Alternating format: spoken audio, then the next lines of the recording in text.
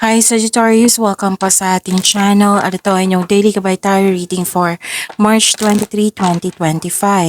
Please be reminded kung naka-resonate kayo, comment down. Kung hindi ka naka-resonate, ibigay niyo po sa iba kasi general reading po ito. This is for you Sagittarius ngayong March 23, 2025.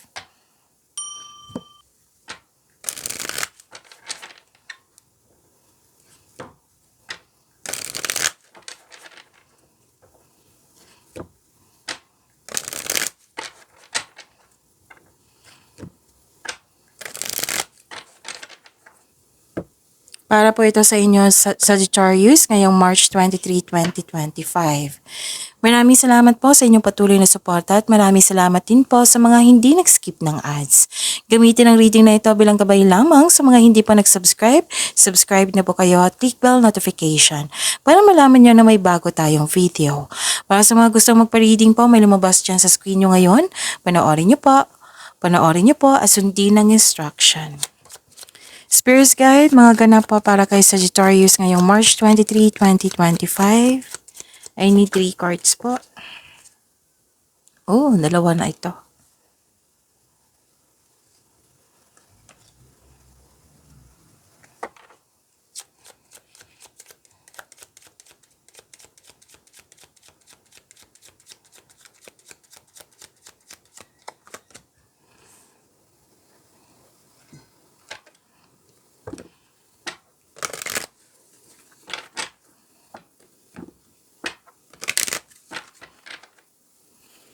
Spirit Guide, mga mensahe pa para kay Sagittarius ngayong March 23, 2025. I need 2 cards po.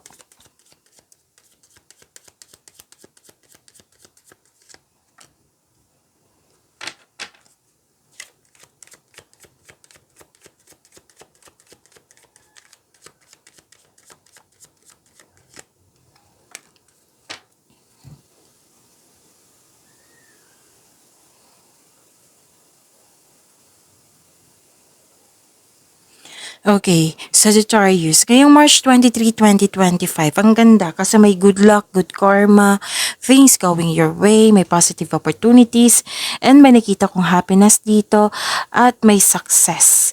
Nakita ko rin dito na sinamahan ka ng favorite person mo, yung napatunayan niya na loyal siya sa'yo, supportive siya sa'yo. Pwede din may bago kayong kaibigan, bagong kasamahan, pwede din may bago kayong pet or may bagong gamit at ang ilan sa inyo na hard as katiwala.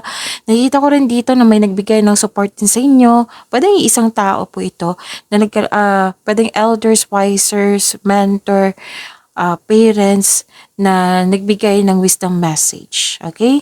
Nang siyang dahilan na motivate kayo. So, fellow travelers, support is all around you. See that? 3 card na po nagsabi niya ng support. And wandering path, enjoy the journey. Spirit Guide, energy po ni Sagittarius ngayong March 23, 2025.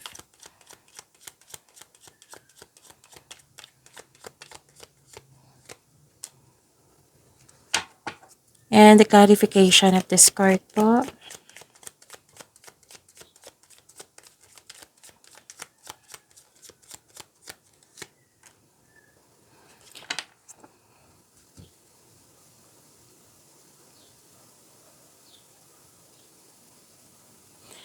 Okay, kung may narinig kayo or may nakita kayong repeating message, meaning to say, pinupush ng cards yan kasi ang ilan sa inyo hindi pa binigyan ng atensyon.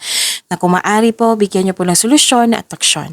Remember, Sagittarius, at the end of the day, alam mo na ikaw lang taong may kakayahan at responsable na gumawa ng sarili mong katotohanan at kinabukasan. So, ano yung energy ni Sagittarius? Nakita ko dito na nagkaroon po ng long-term abundance and steady progress.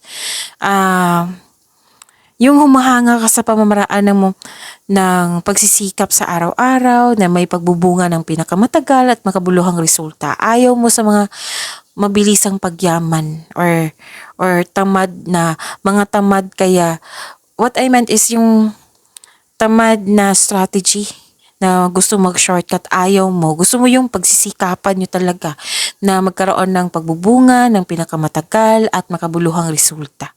Yan yung gusto niyo. So, yun. This is good.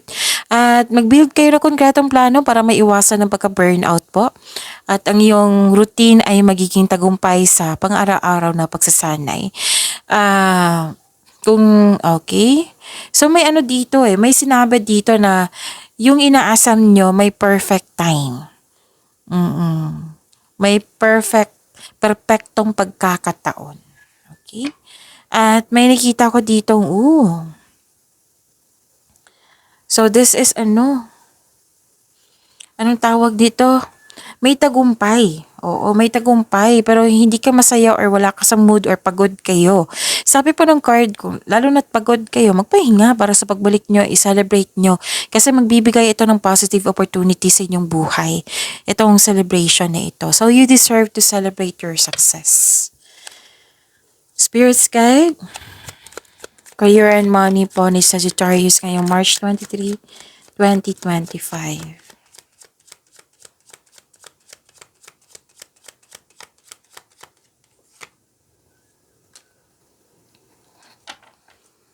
And the clarification of this card po.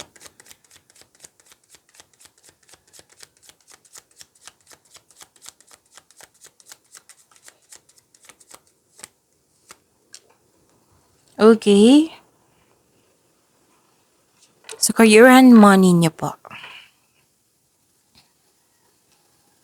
Nakita ko dito na nagkaroon po ng clarity, maraming ideas. Nagkaroon ng bagong insights and clarity kung paano pa i-improve ang iyong kaperahan, project, trabaho mo. Sign din ito sa mga gustong magsimula ng negosyo or mag-level up sa trabaho. Nagkaroon ng determination po dito. Marami kang ideas. May magaganap na importanteng pag-uusap sa isang tao. At okay, so this is good. Nakita ko dito na nagkaroon po ng awakening, acceptance, self-assessment. Kung may nagkamali daw kayo noon, may advice dito na kung nagkamali kayo noon, lalo na sa paggawa ng desisyon, nangyari na tapos hindi mo nagustuhan yung resulta sa nakaraan. So wag daw kayo mag-focus sa instead mag-focus kayo sa nangyari sa nakaraan na hindi nyo nagustuhan. Mag-focus kayo sa pag-release sa nakaraan. Yan. Mag-focus kayo sa pag-release ng nakaraan, mag-move forward kayo into a new and more successful period. So, acknowledge for your success is coming. Parating na po. May financial growth din akong nakikita dito. May maghihingi na sorry sa inyo. Spirit guide, love life, self-love, partnership, and romance, si Sagittarius ngayong March 23, 2025.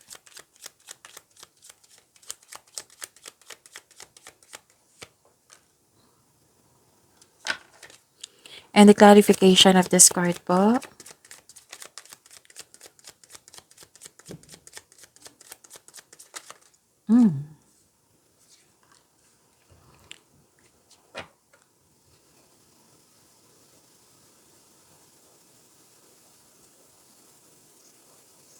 Maraming salamat po sa patuloy na tiwala, suporta sa ating channel. At maraming salamat din po sa mga hindi nag-skip ng ads. Okay. Gusto nyo mag-give up kasi may delay dito. Nag-i-impatient kayo sa bagay or sa isang tao or sa inyong sitwasyon ngayon. May nakita din akong may kakilala ka na matigas ang ulo na mahirap kausap. At may humihingi ng atensyon sa inyo dito or kayo po ito. Tapos, this card asks you to not surrender. Huwag kang susuko gaano man kahirap yung pagsubok po.